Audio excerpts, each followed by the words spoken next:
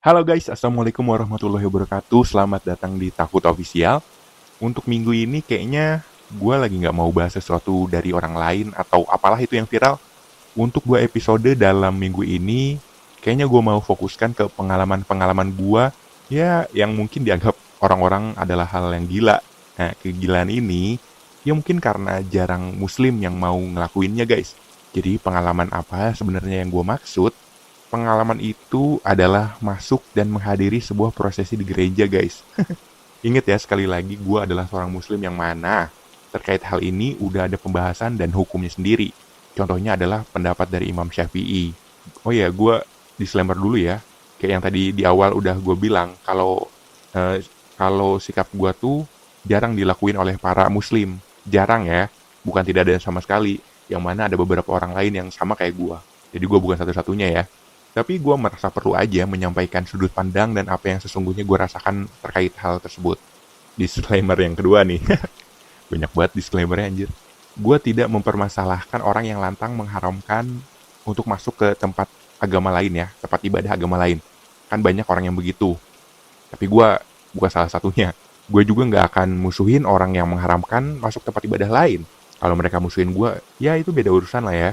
Alasan gua nggak milih untuk musuhin orang-orang yang menganggap itu haram, ya karena mereka pasti mengacu ke suatu dalil atau suatu ayat tertentu kan. Pun gue juga sama. Gua mengacu ke landasan-landasan tertentu. Jadi intinya gua nggak mau adu domba gitu. Masuk ke tempat ibadah agama lain itu boleh menurut gua. Tapi tujuannya harus dilihat dulu. Kan ada mazhab yang memperbolehkan dan tidak ya. Kalau tidak diperbolehkan dengan alasan apapun bingung juga gua. Ntar kalau ada yang minta tolong di dalam gereja, dan lu yang muslim ada di situ, masa iya diem baik karena hukumnya bilang nggak boleh? Kasian ntar yang minta tolong mati atau apa gitu. Ya katakanlah yang dengerin ini menganggap gua tersesat ya. Jadi pesan gua, kalau iya emang kalian menganggap gua tersesat, tolong bantulah untuk kembali ke jalan yang benar. Karena sangat mungkin loh pendapat dan sikap gue ini salah banget. Oh ya mungkin yang nggak boleh itu masuk gereja buat bakar atau ngotorin dan sebagainya kali ya. Makanya nggak boleh. Datang-datang bakar, datang-datang buang sampah itu nggak boleh udah pasti. Kayak cerita-cerita nih gue. Jadi nih guys, ada seorang kawan. Nah dia ini non muslim, tepatnya protestan. Ya protestan. Kawan ini kemana-mana, ibaratnya udah kayak abang sendiri lah. Kemana-mana bareng, nongkrong bareng, naik gunung bareng, ke pantai bareng. Curhat tentang percintaan juga saling ada gitu satu sama lain. Pokoknya apapun kita lakuin bareng deh. Nah suatu hari dia bilang gini, Bro, sokin dah. Anjay, gue mau nikah nih. gitu dia bilang. Ya gue seneng kan dengernya karena sebenarnya usia dia tuh udah mateng ya. Ya mateng, katanya cocok lah, katanya tepat mateng. Terus dia lanjutin nih, Gue mau lu yang nemenin gue. Cuma gue bingung. Gue bingung katanya kan muslim yang gue tahu. Muslim gak boleh masuk gereja. Gimana tuh bro? gue yang agak kaget dia minta gue jadi yang nemenin dia ini kan langsung riset ya buat ngasih jawaban daripada dia nunggu. Siapa tahu kan kalau misalnya gue jawab enggak, dia bisa cari alternatif lain, teman yang lain atau jasa lain gitulah. Nah, hasil riset gue nih, salah satu pendapat yang populer yaitu dari Imam Syafi'i memang. Redaksinya tuh gini, yang gue baca waktu itu. Nanti lu bisa cek sendiri ya, linknya gue taruh di kolom deskripsi. Masuk gereja hukumnya haram, jika di dalamnya ada sesembahan-sesembahan orang selain Islam, seperti patung dan lainnya. Nah, di gereja kan ada patung kan. Oh ya, ini nggak spesifik gereja ya, lebih tepatnya memasuki rumah ibadah agama lain hukumnya haram. Lanjut, di pas riset, ada teman gue juga di depan gue itu. Padahal risetnya baru permukaan lah, baru sebentar. Terus gue langsung jawab, santai bro, bisa gue gitu. Buat memenuhi keinginan lu atau permintaan lu itu. Makanya tadi di awal gue bilang, sangat mungkin gue salah dalam mengambil keputusan kan. Karena risetnya aja bentar bener. Gue pada saat itu tuh mikirnya, kemungkinan Imam Syafi'i berpendapat karena takut iman para muslim goyah. Bener, waktu itu mikirnya kayak gitu. Mungkin nggak kalau lu masuk ke rumah ibadah lain, jadi malah ikutan keyakinan mereka? Mungkin banget kan? Apalagi urusan hati manusia itu sangat mudah berubah dan cepat terpengaruh. Pemikiran mau nyanggupin ini tuh didasari bahwasannya gue pernah baca hadis juga. Hadis atau apa artikel ya, ntar gue coba cari dan linknya gue taruh di bawah ya. Linknya nggak spesifik yang pernah gue baca sih, karena gue juga nggak tahu bacanya dari artikel apa hadis. Intinya kurang lebih sama lah. Jadi tuh Rasulullah Shallallahu Alaihi Wasallam pernah bersabda, dinamakan hati karena perubahannya. Sesungguhnya perumpamaan hati itu laksana bulu yang tertempel di pangkal pohon yang diubah oleh hembusan angin sehingga terbalik. Jadi, karena kekhawatiran akan mudah berpindah itulah Imam Syafi'i kemungkinan lo ya mengharamkan hal itu. Anjir, udah sotoy belum gak? Udah kelihatan sotoy-sotoynya ya belum? Sosok nebak pemikiran periwayat hadis anjir.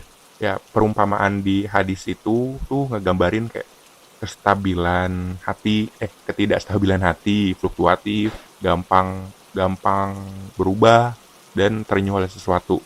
Karena gampangnya hati itu kena pengaruh, maka kita perlu membekali diri agar hati selalu stabil dalam keimanan dan ketakwaan. Jadi, keputusan gue masuk gereja waktu itu, ya ini, alasan ini, dari hadis ini, selama gue bisa menjaga keimanan dan ketakwaan sebagai muslim, why not kan? Lagian karena tujuan gue masuk kan buat bantu teman gue, bukan kayak mencari jawaban atas kegundahan hati gue terhadap keyakinan atau apalah itu yang memungkinkan gue untuk akhirnya meyakini agama mereka pure kayak karena mau ini aja, mau bantu. Singkat cerita terjadilah hari itu. Kita mundur dulu deh ke H-1 pas gue ketemu si teman gue yang mempelai pria itu dan wanitanya di hotel. Jadi gue sekamar nih sama si teman gue yang bantu-bantu dikit lah urus-urus yang belum kepegang gitu. Bantu juga dia latihan mengucap janji suci. Iya, dia latihannya sama gue panjang men. Jadi gue enak aja ngomentarin. Gue mah baca, dia yang mengucap gitu, dia yang ngapalin. Kayak pas dibaca, woi salah woi. Balik woi. Ada kalimat yang belum lu baca bro, main lompat-lompat aja lau ke akhir, pengen banget cepet kelar kayaknya. Iya dia intinya latihan lah sama gua. Terus gue juga nyetirin mobil pengantin ke gereja. Nah tibalah gue masuk ke gereja guys.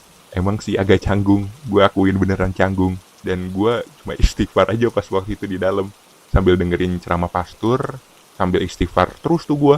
Tapi gue ada banyak nemu kata-kata bagus loh. Salah satunya nih gini, pasangan yang disatukan oleh Tuhan tidak bisa dipisahkan oleh manusia. Damn, keren banget gitu.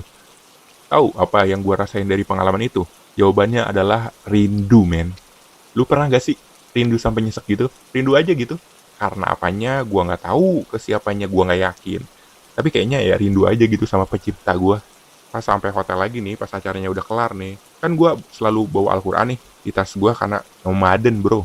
Homo sapien nomaden, food gathering. Ya nomaden intinya, jadi banyak hal-hal yang gue bawa di tas. Salah satunya adalah Al-Quran. Jadi pas habis acara dan balik ke hotel, gue sholat dan baca Al-Quran sampai nangis men, asli. Kayak rindu yang nyesek, terus dipertemukan sama yang dirindukan gitu. Asli gue ngebohong. Ada yang lihat waktu itu temannya, bukan temannya, adiknya temen gue itu. Jadi kita kan di kamar hotel bertiga. Gue, teman gue yang mempelai, dan adiknya. Ya terus dia heran gitu. Ngapa lu kak? Gue jawab ya, gak tahu men. Mellow aja gue mellow.